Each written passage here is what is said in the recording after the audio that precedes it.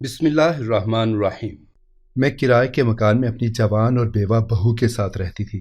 میرا اکلوتا بیٹا تھا جو کچھ عرصے پہلے مر چکا تھا۔ یوں میں اور میری بہو تنہا ایک ساتھ رہنے لگے۔ میری بہو بہت اچھی تھی، مگر مجھے اس کی ایک بات بہت عجیب لگتی کہ وہ ہر وقت اپنی الماری کو تالا لگا کر رکھتی، اور جب میں الماری کے قریب سے گزرتی تو مجھے کسی کے سانس لینے کی آواز آتی۔ میں پریشان ہو جاتی، بہو سے الماری کھولنے کا کہتی تو وہ اس بات کو ٹال دیتی اور فوراً مجھے نیند کی گولی کھلا کر سلا دیتی۔ کہتی، اماں آپ کو آرام کی ضرورت ہے۔ ایک رات میں نے وہ گولی بہو کو ہی کھلا دی، اور جب الماری کا دروازہ کھلا تو جان نکل گئی، کیونکہ وہاں تو میرا احمر کے جانے کے بعد ہمارا گھر بالکل ویران ہو گیا تھا۔ ہر خوشی، ہر سکھ نے ہم سے کنارہ کشی اختیار کر لی۔ اب میں تھی اور میری جوان بیوہ بہو۔ میری بہو بہت ہی اچھی اور نیک تھی، پھر بھی نہ جانے اس پر میرے رب نے اتنی بڑی آزمائش کیوں نازل کرتی کہ وہ بھری جوانی میں ہی بیوہ ہو گئی۔ میری بہو ہر لحاظ سے ہیرا تھی، مگر کہتے ہیں نا چاند میں بھی داغ ہوتا ہے، تو یوں ہی سمجھنے کہ میری بہو بھی مجھے کبھی کبھار چونکا دیتی تھی۔ میری بہو کو راز رکھنے کی عادت تھی، وہ مجھ سے کچھ بھی کھل کر شیئر نہیں کرتی تھی۔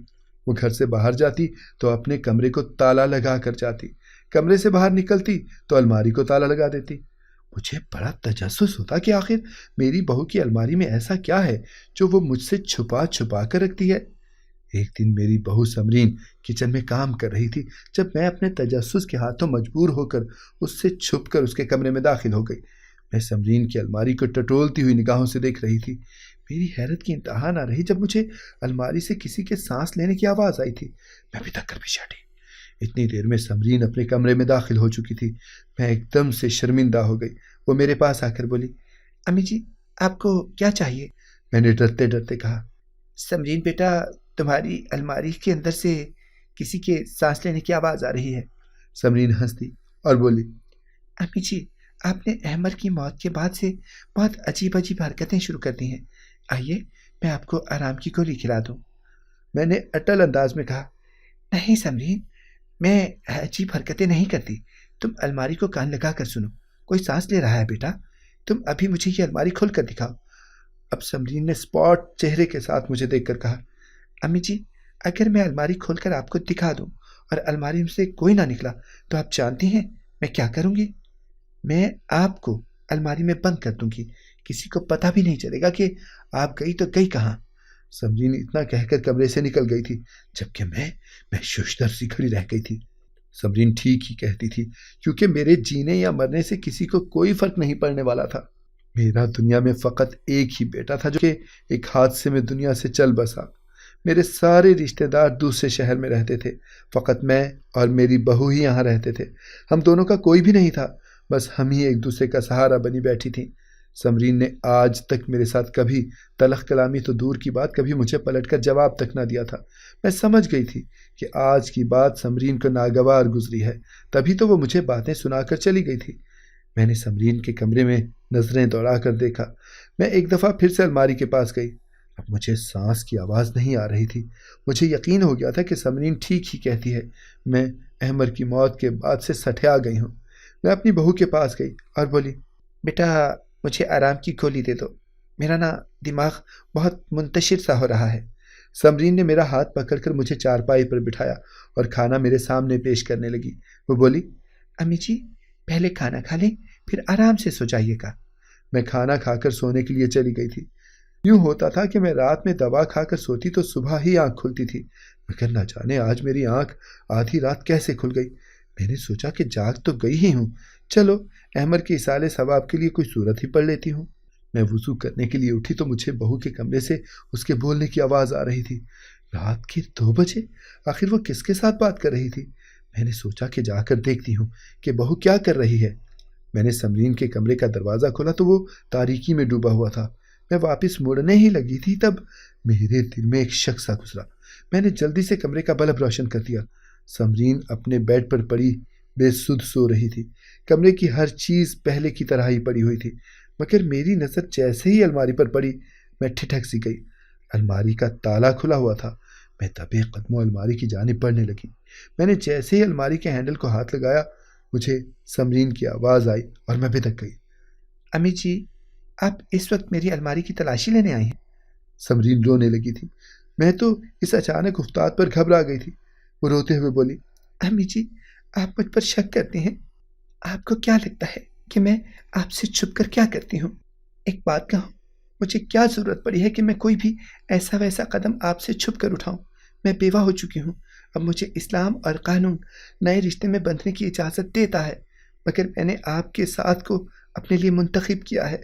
میں احمر کی عادوں کو اپنے سینے سے لگائے بیٹھی ہوں۔ میں آپ سے وعدہ کرتی ہوں کہ یوں ہی ساری زندگی احمر کی بیوہ بن کر رہوں گی۔ میں نے آگے بڑھ کر جلدی سے سمرین کو گلے لگا لیا تھا۔ میں سخت خوفزدہ ہو گئی تھی کہ اگر سمرین میری ان حرکتوں سے تنگ آ کر مجھے چھوڑ کر چلی گئی تو پھر میں کیا کروں گی؟ اس لیے میں نے جھوٹ کا سہارا لے لیا اور بولی، بیٹی، مجھے معاف کرنا، نیند میں پتہ ہی نہیں چلا کہ میں کب تمہارے کمرے میں گھس آئی۔ سمرین نے میرا ہاتھ تھاما اور بولی، آ جائیں، میں آپ کو آپ کے کمرے تک چھوڑاؤں۔ میں اس کے ساتھ چل دی تھی، لیکن میں نے سر گھما کر آخری بار الماری کو دیکھا تھا تو مجھے اس کا دروازہ حرکت کرتا ہوا محسوس ہوا تھا۔ میری بہتری خاموشی میں ہی تھی۔ سمرین مجھے میرے بستر پر لٹا کر خود باہر نکل گئی۔ میں آج بڑی فرصت سے سمرین کی شخصیت کا جائزہ لینے بیٹھی تھی۔ مجھے وہ دن یاد آ گئے تھے جب میں اپنی سہیلی سے سمرین کا ہاتھ مانگنے گئی تھی۔ وہ بہت خوش ہوئی تھی۔ میرا احمر تھا ہی لاکھوں میں ایک۔ انہوں نے جھٹ سے ہاں کر دی تھی۔ پھر میں کم عمر سی معصوم سی سمرین کو اپنی بہو بنا کر اپنے گھر لے آئی تھی۔ اس نے میرے گھر کو آ کر سجا دیا تھا۔ وہ ایک بہت ہی خوش مزاج اور اچھی لڑکی تھی۔ سارا دن میرے ساتھ گپ شپ لگاتی۔ ہماری خوب اچھی دوستی ہو گئی تھی۔ پھر جب احمر کام سے واپس آ جاتا تو وہ اس کی دلجوئی میں مصروف ہو جاتی۔ احمر اور سمرین ایک دوسرے کے ساتھ بہت خوش تھے، لیکن پھر نہ جانے کیا ہوا کہ احمر اور سمرین کے آپس میں لڑائیاں شروع ہو گئیں۔ شادی کے محض 6 ماہ بعد ہی سمرین کے اندر کی نازک سی لڑکی مر گئی تھی۔ اب وہ ہر وقت پریشانی میں ڈوبی رہتی تھی۔ سارا دن فون کان کو لگا کر پھرتی رہتی تھی۔ مجھ سے تو اس سے بات کرنے کی بھی فرصت نہیں رہی تھی۔ میں نے 1-2 بار سمرین کو ٹوکا بھی کہ وہ کیا ہر وقت فون کان کو لگائے پھرتی ہے۔ اس دن سمرین پھٹ پڑی تھی اور میرے گلے لگ کر رونے لگی تھی۔ وہ بولی تھی، امی جی، میرے سارے کام بگڑ گئے ہیں، میرے اندر کی خوشی بھی مر گئی ہے۔ آپ دعا کریں کہ سب کچھ پہلے جیسا ہو جائے۔ احمر میری طرف سے اپنا دل صاف کر لیں۔ میں نے سمرین کو کریدنے کی بہت کوشش کی تھی، مگر وہ اپنے منہ سے ایک لفظ نہ بولی تھی۔ میں نے خود ہی احمر سے بات کرنے کی ٹھانی تھی۔ میں نے احمر کو سمجھایا تھا، بیٹا، تم دونوں ایک دوسرے کے ساتھ سمجھوتا کر لو، ایک دوسرے کی خاطر تھوڑا جھک جاؤ تو زندگی جنت بن جائے گی میرے بچے۔ مگر احمر کے جواب نے مجھے پریشان کر دیا تھا۔ وہ بولا، امی، جب ایک رشتے میں شک کی درار پڑ جائے نا تو پھر وہ پہلے جیسا کبھی بھی نہیں ہوتا۔ میں پوچھتی رہی، بیٹا تم کیوں کرتے ہو سمرین کے اوپر شک؟ مگر وہ کچھ نہ بولا تھا۔ اب آئے دن سمرین اور احمر کی لڑائی جھگڑے کی آوازیں کمرے سے باہر آتی رہتی تھی۔ احمر بار بار شک کا لفظ استعمال کر کے مجھے پریشان کر دیتا تھا۔ میں نے سمرین سے بھی بات کی تھی۔ میں بولی، سمرین بیٹا، تم اپنا موبائل کم استعمال کیا کرو، ہو سکتا ہے احمر تم پر اسی وجہ سے شک کرتا ہو۔ وہ ہنس کر بولی، جی امی، آپ بالکل درست سمجھی ہیں، احمر کی آنکھوں میں میرا یہ فون ہی کھٹکتا ہے۔ میں اپنی آنکھوں سے اپنے گھر کا سکون برباد ہوتے دیکھتی رہی تھی، مگر میں کچھ بھی کرنے کے قابل نہیں تھی۔ یوں ہی ہر روز لڑائی جھگڑا ہوتا رہتا تھا۔ ایک دن احمر نے تیش میں آ کر میری بہو سمرین کا موبائل توڑ دیا تھا۔ فون ٹوٹتے ہی ہمارے گھر میں سکون کی ہوا چل پڑی تھی۔ سمرین جھک گئی تھی، احمر سنبھل گیا تھا۔ پھر کچھ دن کی ناراضگی کے بعد دونوں نے آپس میں صلح کر لی۔ یوں ایک بار پھر سے ہمارے گھر کا امن لوٹ آیا تھا۔ اب سمرین اور احمر اکٹھے بیٹھ کر خوب گپ شپ لگاتے تھے، ہنسی مذاق بھی کرتے تھے۔ پھر نہ جانے کس کی نظر لگی اور میرا گھر ایسا اجلا کہ وہ دوبارہ بس ہی نہ پایا تھا۔ احمر اپنے کام سے بازار گیا تو تھا، مگر وہ خود نہ لوٹا بلکہ اس کی لاش ہی واپس آئی تھی۔ اب میں اور سمرین ایک دوسرے کے گلے لگ کر سارا دن روتی رہتی تھی۔ پھر ہم نے ہمت کر کے خود کو سنبھالا۔ یوں ہم ایک دوسرے کا سہارا بن گئی تھیں۔ سمرین اجڑی سی پھرتی رہتی تھی۔ اس نے بڑا عرصہ سوگ میں گزارا تھا، لیکن اب وہ پھر سے جی اٹھی تھی۔ وہ ہنستی کھیلتی تھی، شوخ رنگ پہن کر یہاں وہاں اڑی پھرتی تھی۔ اس کی طرف دیکھ کر یہی خیال آتا تھا کہ بیوی تو شوہر کی موت کو بھلا دیتی ہے، مگر ماں اپنے جوان بیٹے کی میت بھول نہیں پاتی، یہاں تک کہ ماں کی خود میت بھی اٹھ جاتی ہے۔ لیکن میرے لیے یہی غنیمت تھا کہ وہ میرا خیال رکھتی ہے، میرے بچے کے ایصال ثواب کے لیے قرآن پاک کی تلاوت کرتی تھی۔ جب سمرین کی عدت پوری ہو گئی تو اس کے والدین اسے اپنے ساتھ لے جانے کے لیے آئے تھے، مگر اس نے یہ کہہ کر انکار کر دیا کہ احمد کی امی میری بھی ماں ہے، میں ان کو تنہا چھوڑ کر کبھی نہیں جاؤں گی، کہیں نہیں جاؤں گی۔ سمرین کی اس محبت نے مجھے اپنا بنا لیا تھا۔ میں تو احمد اور سمرین کے درمیان ہونے والے لڑائی جھگڑے کو یکسر بھول ہی بیٹھی تھی۔ سمرین میں ایسا کیا تھا جو میرا بچہ اس پر شک کرتا تھا؟ میں نے سوچ لیا تھا کہ اس راز کو فاش کر کے ہی رہوں گی۔ میں اب ہر وقت سمرین پر نظر رکھتی، اس کی چال ڈھال دیکھ کر اس کے کردار کو جانچنے کی کوشش کرتی تھی۔ مجھے صاف ظاہر ہو رہا تھا کہ سمرین کے کردار میں واقعی کھوٹ تھی۔ پھر مجھے خیال آیا کہ میں جو اس کی جاسوسیاں کرتی پھر رہی ہوں، کیوں نہ اسے آزاد کر کے گناہ سے بچا لوں۔ اس طرح شاید میرے بیٹے کی روح کو بھی زیادہ اذیت نہ پہنچتی۔ میں نے سمرین کو اپنے کمرے میں بلایا تو وہ بڑی عجلت میں لگ رہی تھی۔ میں نے اسے کہا، بیٹا میں جانتی ہوں کہ تمہارا وقت بہت قیمتی ہے، مگر میں بھی تم سے بہت ضروری بات کرنا چاہتی ہوں۔ سمرین بولی، امی اب تمہید کے بغیر ہی بات کر لیں، مجھے گھر کے بہت کام کرنے ہیں ابھی۔ میں بولی، سمرین بیٹا تم جوان جہان ہو، خوبصورت بھی ہو، تم تو جانتی ہو کہ مرے ہوئے انسان کے ساتھ مرا نہیں جاتا۔ میں تو بوڑھی ہوں، آج ہوں شاید کل نہ رہوں۔ تم نے تو پہاڑ جیسی زندگی کاٹنی ہے، میں تمہیں اجازت دیتی ہوں کہ اپنے لیے اچھے سے بر کی تلاش کر لو۔ سمرین میری باتیں سن کر میرے گلے لگ کر رونے لگی تھی۔ وہ بولی، امی جی آپ کو آپ کے مرے بیٹے احمد کی قسم ہے، آج کے بعد مجھ سے دوبارہ کبھی شادی کی بات مت کیجیے گا۔ میں احمد کی بیوہ بن کر ہی زندگی گزارنا چاہتی ہوں۔ میرے لیے احمد کے ساتھ چند ماہ کی بتائی ہوئی ازدواجی زندگی ہی بہت ہے۔ سمرین کے الفاظ اس کے اندرونی جذبات کے عکاس تھے۔ میں شدید تذبذب کا شکار تھی کہ آخر سچ کیا ہے۔ اب میں نے یہی فیصلہ کیا تھا کہ میں کسی بھی فیصلے پر پہنچنے سے پہلے سب کچھ اپنی کھلی آنکھوں سے دیکھوں گی۔ میں نے سب سے پہلے تو اس بات کا اندازہ لگانے کی کوشش کی تھی کہ آخر مجھے سمرین پر شک ہوا ہی کیوں تھا۔ اب میں چپ چاپ رہتی، اپنی نماز پڑھتی اور آرام کے لیے لیٹ جاتی۔ ایک دن سمرین چائے بنا رہی تھی جب میں کچن میں داخل ہو گئی تھی۔ میں یہ دیکھ کر ہی حیران رہ گئی تھی کہ سمرین نے 2 کے بجائے 3 کپوں میں چائے ڈالی ہوئی تھی۔ میں جلدی سے کچن سے باہر نکل گئی۔ میں اپنے کمرے میں بیٹھ کر اس پر نظر رکھے ہوئے تھی۔ وہ مجھے چائے کا کپ تھما کر چلی گئی۔ میں جلدی سے اٹھ کر کھڑکی کے پاس کھڑی ہو گئی۔ وہ 2 کپ اپنے کمرے میں لے گئی تھی۔ میں نے اپنا سر تھام لیا تھا کہ آخر یہ سب ہو کیا رہا ہے۔ پھر رات کو سمرین مجھے کھانا کھلانے آئی تو ساتھ ہی آرام کی گولی بھی لے آئی تھی۔ میں اس سے بولی، بیٹا یہ تو بہت اچھا کیا کہ آرام کی گولی بھی لے آئی ہو، میں سونا چاہتی ہوں، تم یہ ادھر رکھ دو۔ میں نے ایسا اس لیے کہا تھا کہ وہ مجھے زبردستی ہی گولی نہ کھلا دے۔ اس کے جاتے ہی میں کمرے کی کھڑکی میں کھڑی ہو گئی۔ میں نے دیکھا کہ سمرین 2 برتنوں میں کھانا ڈال کر اپنے کمرے میں لے کر گئی ہے۔ میں ہکا بکا کھڑی کی کھڑی رہ گئی تھی۔ اب مجھ میں اتنی ہمت بھی نہ تھی کہ اس کے کمرے کے پاس جا کر جاسوسی کر سکوں، کیونکہ وہ مجھے الماری میں بند کرنے کی دھمکی ایک بار دے چکی تھی۔ اس لیے میں نے صبح تک کا انتظار کرنے کا فیصلہ کیا تھا۔ صبح ہوئی تو میں نے سمرین پر بالکل بھی ظاہر نہیں کیا تھا کہ مجھے اس پر شک ہے۔ وہ اپنے کام کاج میں مصروف تھی۔ جب میں نے سمرین کو پکار کر کہا، میری یہ قمیض درزن سے کھلی کروا لاؤ، میں نے نہا کر یہ لباس پہننا ہے، مگر یہ قمیض اتنی تنگ ہے کہ اس میں میرا دم گھٹتا ہے۔ میری بہو اپنے کام چھوڑ کر میری قمیض لے کر گھر سے باہر نکل گئی تھی۔ وہ بڑی عجلت میں تھی، اس لیے کمرے کو لاک کرنا بھی بھول گئی تھی۔ اس کے جاتے ہی میں بھاگ کر سمرین کے کمرے میں داخل ہو گئی۔ میں فوراً الماری کے پاس گئی۔ الماری کو تالا لگا ہوا تھا۔ میں نے اپنے کان الماری پر لگا دیے۔ آج مجھے پھر کسی کے سانس لینے کی آواز آنے لگی تھی۔ میں نے زور زور سے الماری کا دروازہ پیٹنا شروع کر دیا تھا۔ میں بولی، کون ہو تم؟ جواب دو مجھے۔ لیکن الماری سے کوئی جواب نہیں آیا تھا۔ اب مجھے اپنی ذہنی حالت پر ہی شک ہونے لگا تھا۔ کہیں سمرین سچ تو نہیں کہتی تھی کہ میں احمد کی موت کی وجہ سے ایسی ہو گئی ہوں؟ میں باہر صحن میں بیٹھ کر رونے لگی تھی۔ اتنی دیر میں سمرین بھی آ گئی۔ مجھے روتا دیکھ کر پریشان ہو گئی، مجھے تسلیاں دلا سے دے رہی تھی۔ پھر اس نے میرے سر میں تیل لگایا، مجھے کپڑے استری کر کے مجھے نہانے کے لیے بھیج دیا۔ آج میں نے دل میں تہیہ کر لیا تھا کہ میں آج کے بعد کبھی بھی سمرین پر شک نہیں کروں گی۔ وہ تو میرا سہارا تھی، اسی نے تو مجھے اب تک سنبھالا ہوا تھا۔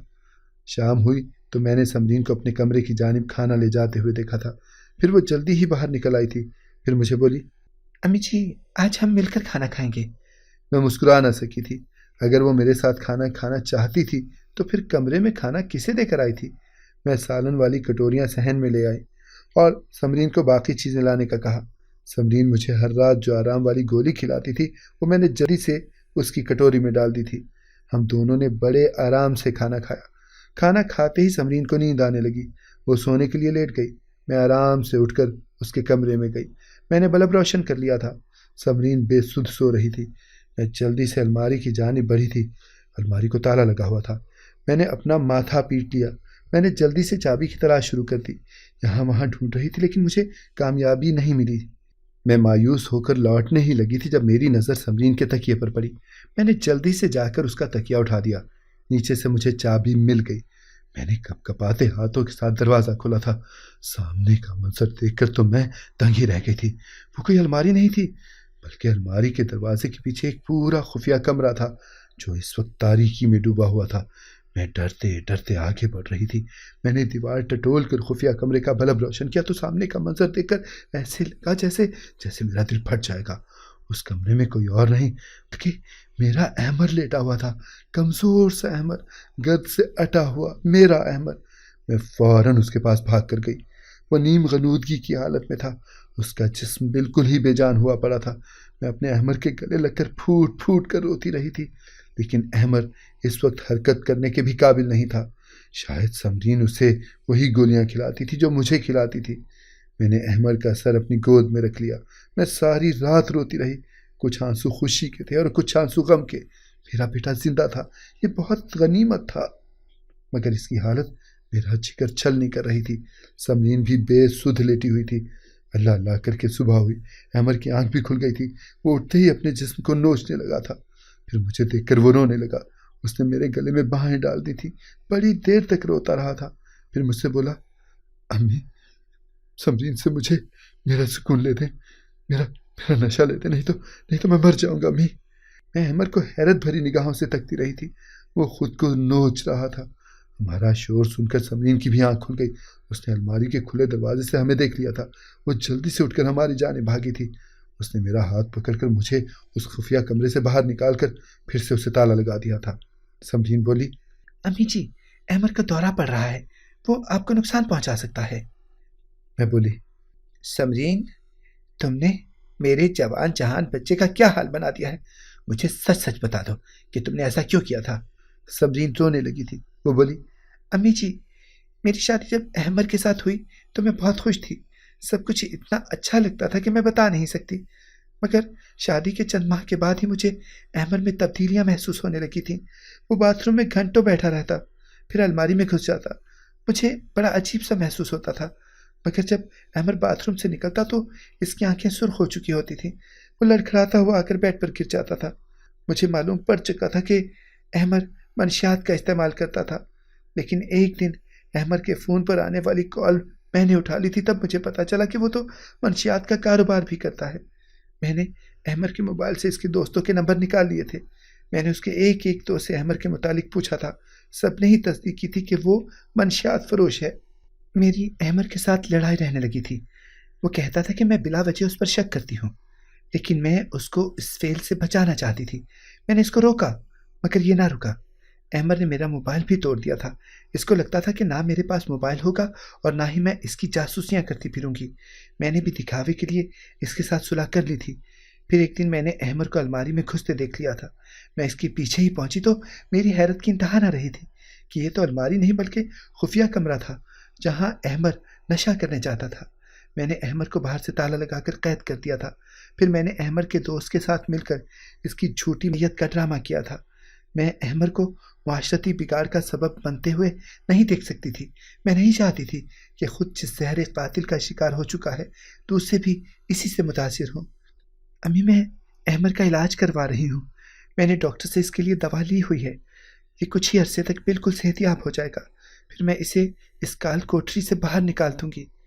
میں نے آپ کو احمر کے کالے کرتوتوں کے متعلق اس سے نہیں بتایا تھا کیونکہ ایک ماں کا دل نرم ہوتا ہے۔